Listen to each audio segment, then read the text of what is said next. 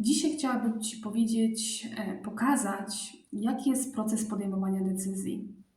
Na co dzień niekiedy ciężko jest nam podjąć decyzję, ale z czego to wynika?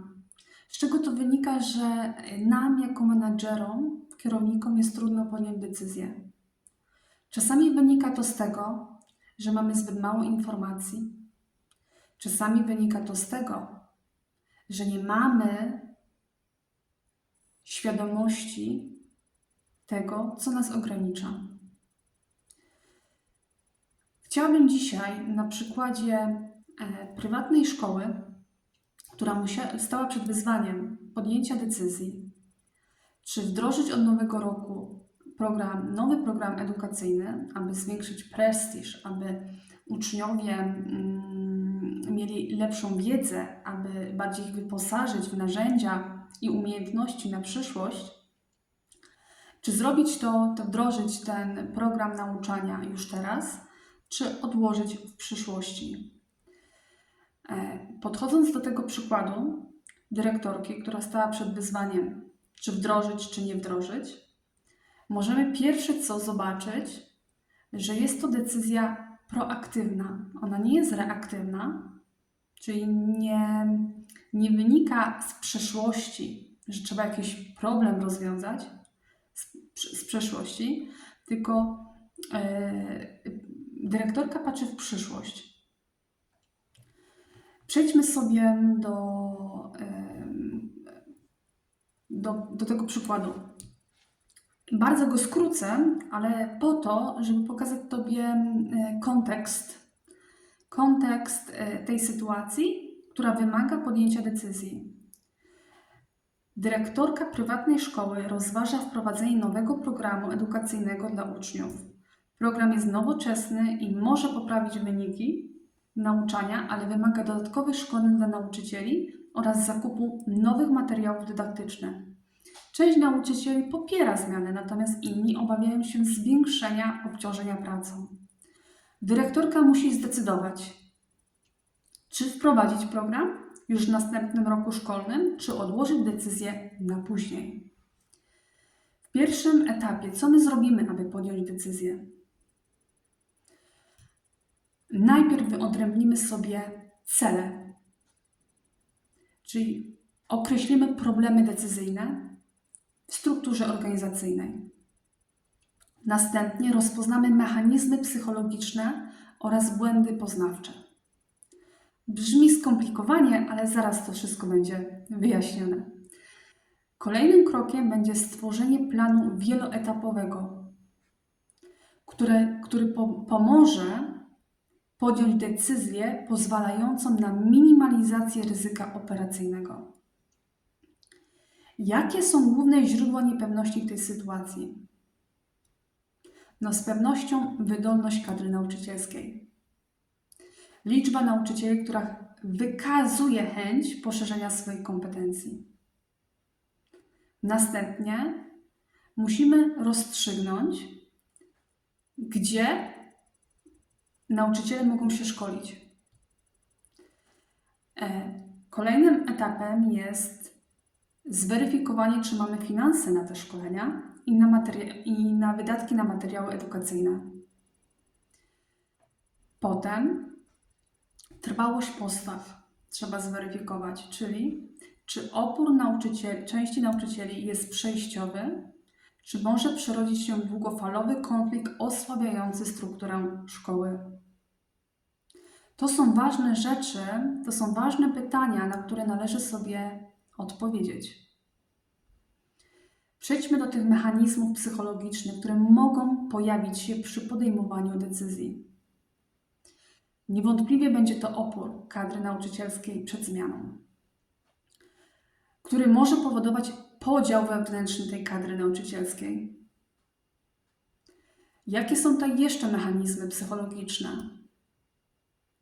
Może wystąpić u dyrektorki błąd potwierdzenia, czyli dyrektorka, jeśli będzie chciała wdrożyć program, może nieświadomie ignorować sygnały o realnych trudnościach, skupiając się tylko na opiniach potwierdzających i jej hipotezy.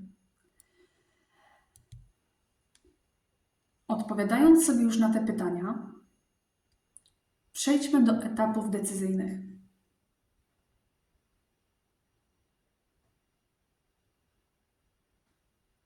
W pierwszej kolejności odpowiemy sobie, czy proces podejmowania decyzji jest reaktywny czy proaktywny. Tu już sobie odpowiedzieliśmy, jest proaktywny. Następnie analiza własnej postawy względem ryzyka, tak zwana samoświadomość. Czy dyrektorka, czy osoba zarządzająca ma awersję, neutralność czy skłonność do ryzyka? Sama świadomość już powoduje to, że wiemy, jesteśmy skłonni mieć mniej błędów potwierdzenia, czyli lepiej podejmować decyzje. Idąc dalej, następnym etapem racjonalnego procesu decyzyjnego jest diagnoza potrzeb, czyli odpowiedzenie sobie na pytania, czy szkoła ma finanse na wysłanie kadry nauczycielskiej, na szkolenia, czy szkoła ma technologię, która jest niezbędna do przyswajania praktycznych umiejętności programowych, np. komputery, oprogramowanie, aplikacje. Kolejnym etapem będzie określenie kryteriów wyboru, czyli ustalenie, co jest celem. Czy celem jest wynik egzaminu, na przykład na tle całego kraju, czy prestiż szkoły, czy nabycie praktycznych umiejętności. Warto sobie też stworzyć alternatywy. Czyli na przykład, czy wdrożyć pełny program od nowego roku szkolnego, czy wdrożyć pilotażowo tylko jeden rocznik lub jedna klasa, czy odroczyć o rok decyzję.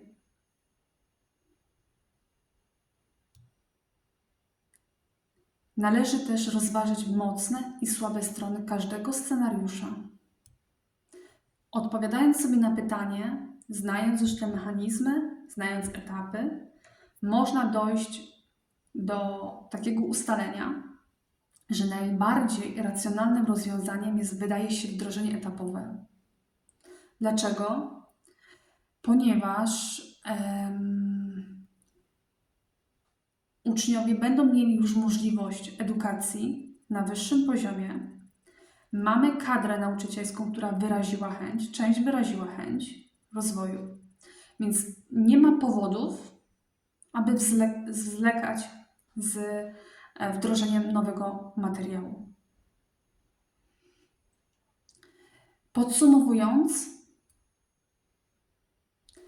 skuteczne zarządzanie zmianą wymaga od dyrektora połączenia rzetelnej analizy merytorycznej z wysoką inteligencją emocjonalną, czyli rozłożenie na czynniki pierwsze scenariuszy, a dwa inteligencja emocjonalna, czyli świadomość zasobów kadry.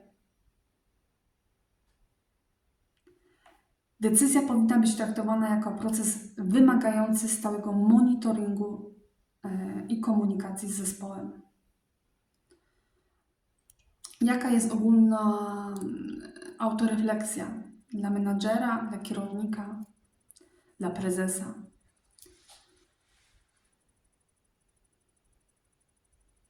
Przede wszystkim wybór odpowiedniej strategii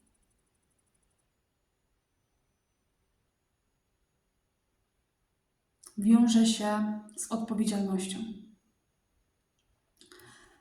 Sama decyzja nie jest wystarczająca.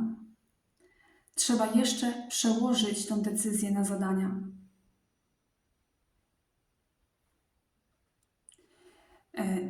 Dylemat, czy podjąć taką decyzję, czy inną, wymaga odejścia od intuicyjnego działania na rzecz systematycznej analizy źródeł niepewności. Trzeba sobie też uświadomić, że rzadko istnieją rozwiązania idealne. Każda decyzja niesie ze sobą jakieś ryzyko, ale rozłożenie decyzji na etapy i na scenariusze pomaga nam podjąć najlepszą decyzję. Ważne jest też śledzenie, monitorowanie efektów wdrożenia. Zobaczenia, jak zespół się ma, bo to głównie zespół, tutaj w tym przypadku nauczycieli. Ich kondycja ma kluczowe znaczenie, jak te wdrożenie, jakie będą wyniki tego projektu. Z tym Cię zostawiam na dzisiaj. Mam nadzieję, że ten przykład pomoże Tobie w praktyczny sposób podejść do podejmowania decyzji w swojej firmie.